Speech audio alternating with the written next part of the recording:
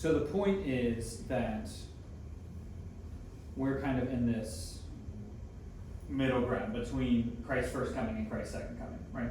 That we've been justified, the kingdom has now come partially, and we're in this process of being sanctified, right? And then in the end, we will be glorified, right, with Christ in heaven.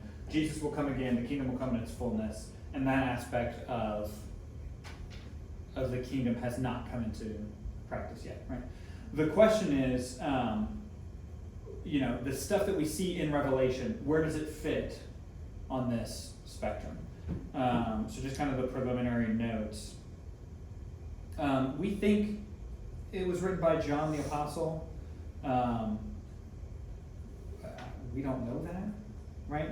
We've talked about this with other texts. Like, it's written by somebody named John, who identifies himself as John. He does not identify himself as John, the son of Zebedee, right? And if Jesus died in 30 AD, and this is the Apostle John, even if the Apostle John were young when Jesus died, he would be very old by now. I mean, very old. I mean, older than most people live in the first century, right? So, it's written by John. I'm not convinced that it's written by the Apostle John.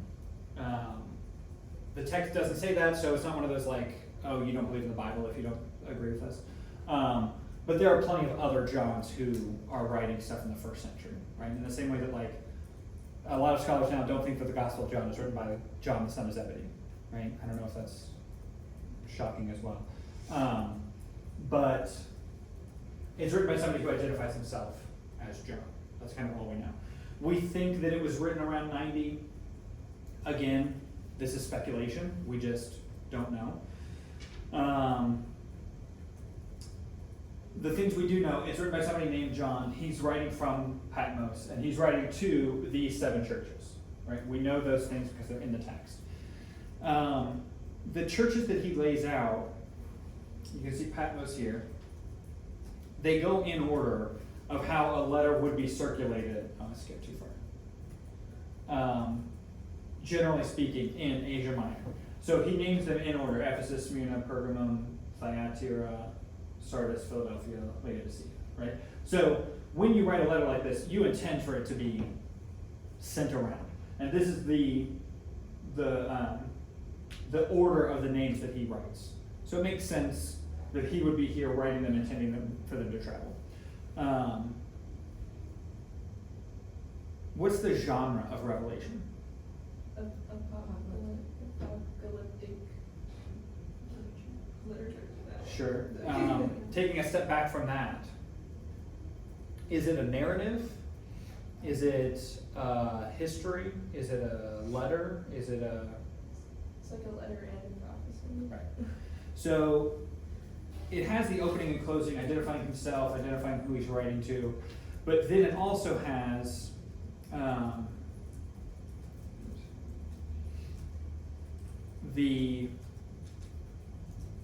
I'm rushing through, so if you guys are typing, you're gonna be disappointed.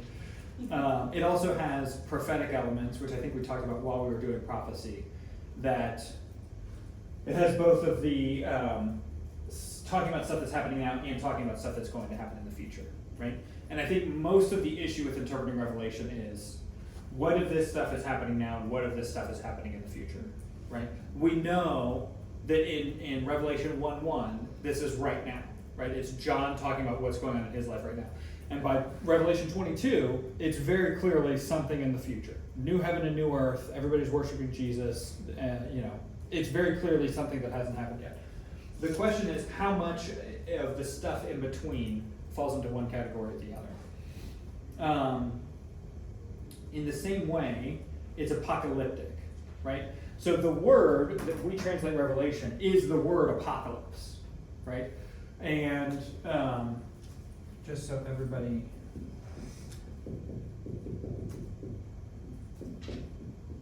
Right, the title of the book is The Revelation of John, right? It is not Revelations, right? Just, if I meet you in 5 years and you've written something about Revelations, it's going to be bad. So it's the apocalypse, the revelation, the revealing of something about Jesus, which he gave to his servant John, right? That's what revelation means. It's revealing something that was otherwise unknown.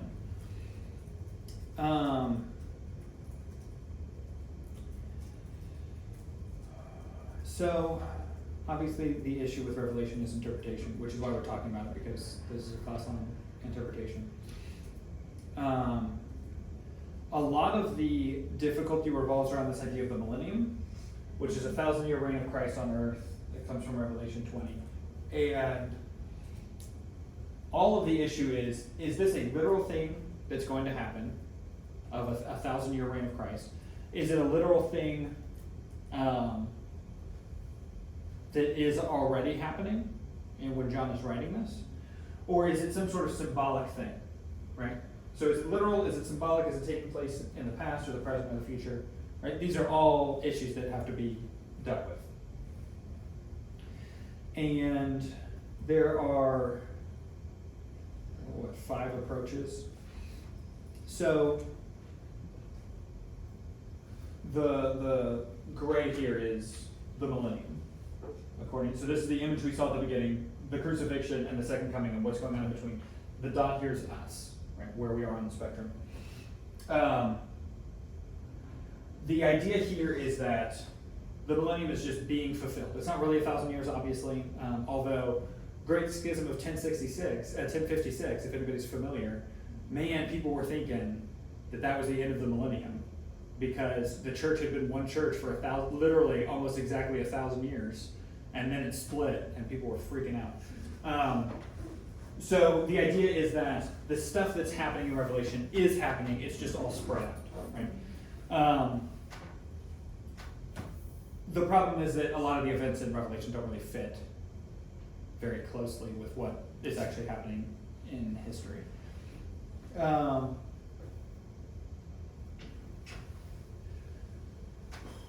We are running out of time, so I'm trying to figure out what to abbreviate. What's the significance of 70? The destruction. The destruction of the temple. And so the argument here is that the majority of stuff in Revelation is fulfilled prior to the destruction of the temple.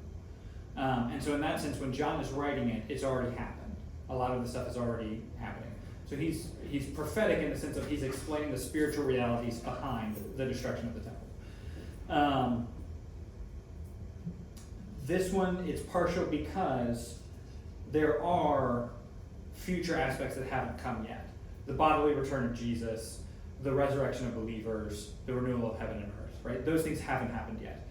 There are full preterists who would say everything in Revelation is already done. It's all in the past. So for us now, we're reading a history book. It's nothing that, right? So like Jesus coming and unifying the church in the first century, right?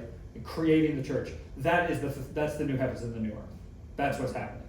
And so everything in Revelation is explaining that reality that's now taking place.